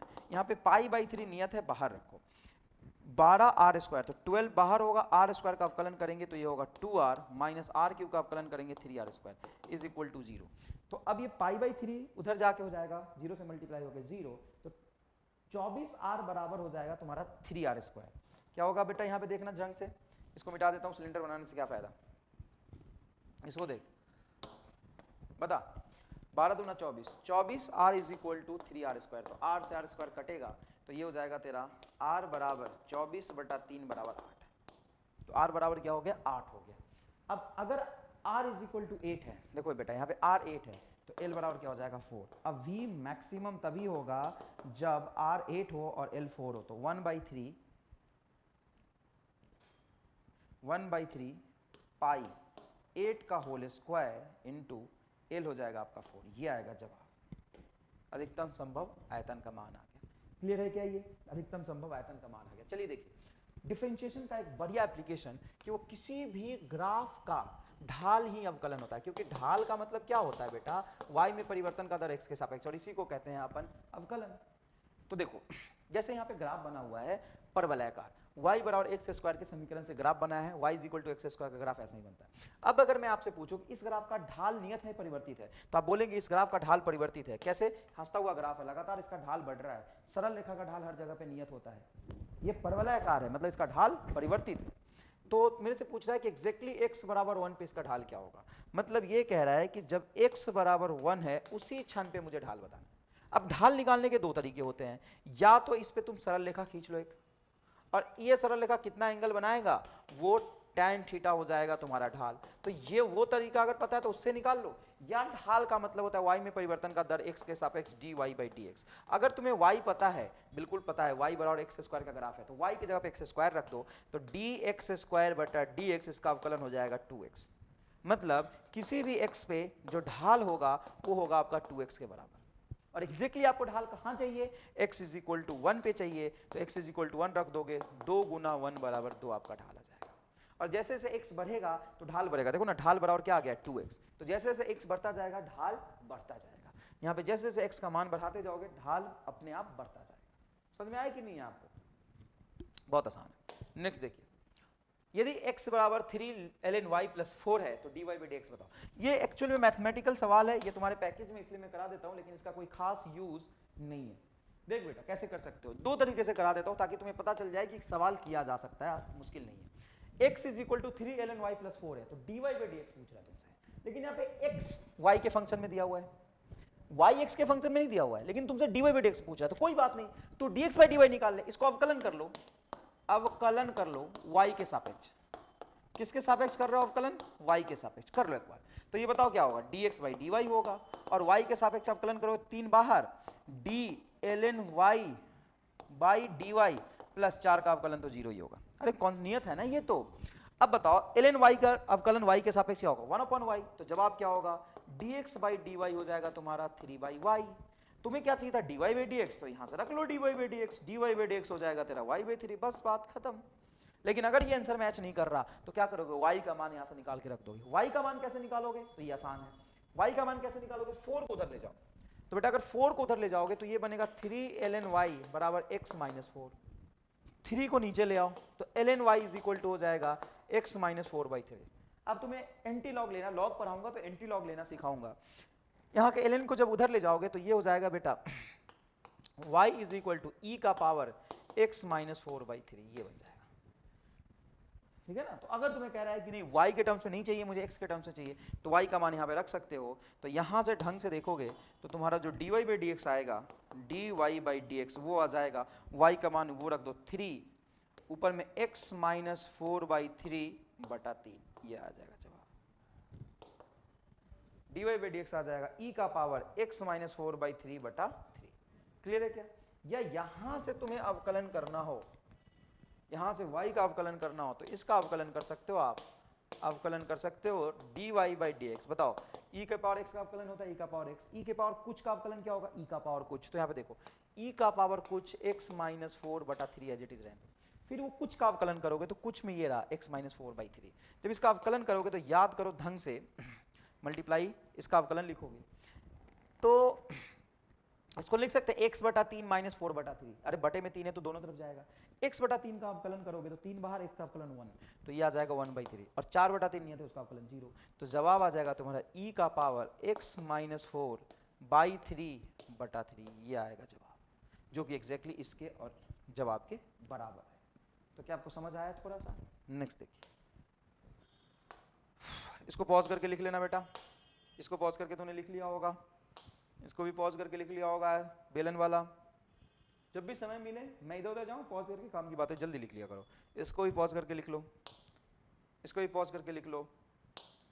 इधर देखो, यदि y बराबर, ये भी अवकलन का एक बढ़िया सवाल है, यदि y बराबर 6x² minus x cube plus 6 है तो dy बाई डी का मान बताएं। तो ये dy बाई डी तो सिंपल कह रहा है y का अवकलन कर दो, तो करो एक बार। dy बाई डी का मान क्या आ जाएगा, 6 दूना बार 6 बाहर, x स्क्वायर का अवकलन 2x, तो ये होगा 12x माइनस 3x क्यूब का अवकलन होगा 3x² और 6 का अवकलन हो जाएगा 0।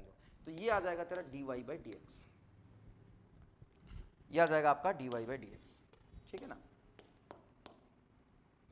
dy बाई डी हो जाएगा 12x minus 3x²।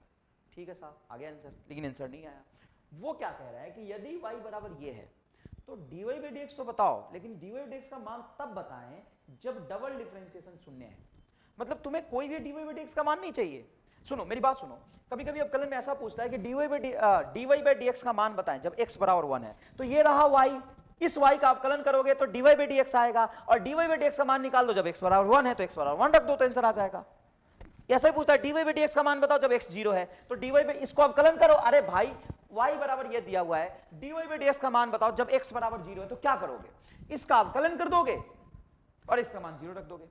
dy by D का मान बताओ जब x बराबर 50 है, तो इसका अवकलन कर दोगे, x का मान 50 रख दोगे। ये कह रहा है कि dy बाई डी का मान बताओ बस, तो ये dy बाई डी का मान आ गया जो x पे निर्भर कर रहा है। लेकिन ये कह रहा है dy बाई डी का मान बताओ जब डबल डिफरेंशिएशन 0 है।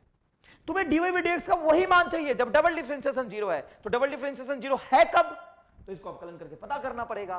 तो डबल डिफरेंशिएशन निकालने के लिए क्या करते हैं, जो एक बार किया उसको एक बार और करो। तो 12x का अवकलन होगा 12, x का 1 माइनस 3 बाहर, x स्क्वायर का होगा 2x, ये आएगा। ये कह रहे डबल डिफरेंशिएशन 0 है तो 0 रख दे। कहां पे 0 वो x आ जाएगा, तो 12 is equal to 2x, x बराबर 6। तो बता डबल डिफरेंशिएशन कहां 0 है, x बराबर 6 पे। मतलब तुम्हें dy बाई dx का मान चाहिए, y का मान नहीं चाहिए। समझना, y x का फलन दिया हुआ है, dy बाई dx का मान निकालना है तो dy बाई dx ये होगा। लेकिन कब निकालना है, जब डबल डिफरेंशिएशन 0 है। तो डबल डिफरेंशिएशन यहां से 0 रखा तो x बराबर 6 आया, यहां पे x बराबर 6 रख दे, तो ये आएगा तेरा dy बाई dx का मान तब बताना है जब x बराबर 6 है। तो x बराबर 6 रख, 12 छक 72 माइनस 3, 6 का होल स्क्वायर, तो ये होगा तेरा 6 का होल स्क्वायर ना, 36 गुना 3, तो 72 माइनस 3 गुना 36, ये निकाल ले आ जाएगा आंसर। 36 हो जाएगा 108, 72 माइनस 108 मतलब माइनस 36 आंसर है। क्या समझ आया, कंसेप्ट समझ आया? आगे देखो, y बराबर साइन थीटा वर्सेस थीटा का अगर ग्राफ बनाओगे तो इसी तरह का तो ग्राफ बनेगा। बताओ इसका ढाल नियत है या परिवर्तित है? इसका ढाल परिवर्तित है। अगर मैं तुमसे बोलूं कि exactly theta is equal to 30 degree पर इस वक्र का ढाल बताओ क्या होगा? ढाल मतलब अवकलन, किसका अवकलन? y का। y बराबर क्या है? Sign theta. तो इसका जो ढाल होगा वो होगा तेरा dy बाई डी थीटा, क्योंकि y थीटा पे निर्भर कर रहा है। y बराबर साइन थीटा, तो यहाँ पे साइन रखो, साइन का अवकलन होता है cos थीटा। तो बताओ साइन थीटा के ग्राफ का जो ढाल होता है ना वो cos थीटा होता है। cos थीटा, तो cos 30 डिग्री, देखो यहाँ पे थीटा 30 डिग्री रख दो क्योंकि 30 डिग्री पे ढाल चाहिए। cos 30 डिग्री होता है √3/2। आंसर आ गया साहब, क्लियर है? अगर cos थीटा का ग्राफ होता, cos थीटा का ग्राफ ऐसा बनता है। अरे भाई cos 0 पे मान 1 होता है ना यार। तो इस ग्राफ का ढाल बताओ जब थीटा 30 डिग्री है, तो थीटा कहीं 30 डिग्री यहाँ होगा। यहाँ पे देखो ढाल निगेटिव आ रहा है, और यहाँ पे 30 डिग्री देखोगे तो ढाल पॉजिटिव है। देखना टेंजेंट खींचेगा तो, और यहाँ पे टेंजेंट खींचेगा तो कैसा आएगा? निगेटिव। तो यहाँ पे 30 डिग्री पे ढाल निगेटिव आना चाहिए। देखो, तो यदि y बराबर cos थीटा है तो थीटा बराबर 30 डिग्री पर ढाल बताएं। तो क्या करोगे, ढाल का मतलब होता है अवकलन dy by D theta, dy by D theta होगा माइनस साइन थीटा। अब ये कब चाहिए, थीटा जब 30 डिग्री है, जैसे 30 डिग्री रखोगे तो साइन 30 होता है हाफ, तो यह आ जाएगा -1/2। ये आपका आंसर होगा, -1/2 इज करेक्ट आंसर। डन, आपको ये बात समझ आया। नेक्स्ट देखिए, कभी कभी ऐसा भी फंक्शन हो सकता है, ऐसा लिखो y is equal to X square plus 4x plus 6x³ plus 9, कुछ ऐसा लिख दिया। बताइए ढाल बताएं जब x बराबर 0 है, या तुमसे पूछ रहा है कि y में परिवर्तन का दर बताएं जब x बराबर 1 है। अब मेरी बात सुनो, ढाल बताएं, ढाल का मतलब क्या होता है, अवकलन dy by dx, and y में परिवर्तन का दर बताएं, मतलब y में परिवर्तन का दर क्या होता है, dy बाई dx। तो इसका जब सॉल्यूशन करोगे तो ढाल का मतलब ही होता है dy by dx, dy by dx। तो ये रहा तेरा y, इसका अवकलन करोगे तो x स्क्वायर का अवकलन होगा 2x, 4x का अवकलन होगा 4 प्लस 6x³ का अवकलन होगा 18x स्क्वायर, ये आएगा। अब इसका मान कब चाहिए तुम्हें, ढाल कब निकालना है, ढाल निकालना है जब x 0 है, तो x 0 रख दो यहाँ पे, 0 रखोगे तो ये 0, ये भी 0, तो ये दोनों टर्म 0 हो जाएगा, आंसर आ जाएगा 4, तो 4 आपका आंसर आ जाएगा। समझ में आया कि नहीं है। और इसे ढाल को क्या कहते हैं, y में परिवर्तन का दर x के सापेक्ष। तो अगर तुमसे पूछ रहा है y में परिवर्तन का दर बताएं x के सापेक्ष, तो इसका भी मतलब dy बाई dx। ये क्या आएगा, वही आएगा 2x plus 4 plus 18x square. लेकिन ये कब चाहिए, जब x बराबर 1 है, तो x बराबर 1 रखोगे तो 2 मल्टीप्लाई 1 1 होगा, ये 4 होगा प्लस ये 18 1 का होल स्क्वायर। क्या होगा जवाब बताओ, तो 4 और 2 6 और 18, 18 और 6 आ जाएगा तुम्हारा 24 आंसर। समझ आ रहा है कि नहीं आ रहा है, क्लियर है। अब अवकलन हमने कंप्लीट कर लिया है, अवकलन के सवाल बहुत सारे कंसेप्ट और बहुत अच्छे तरीके से आपको समझा दिया गया है। अब आप इसके सवाल करें। नेक्स्ट हम शुरू करेंगे इंटीग्रेशन।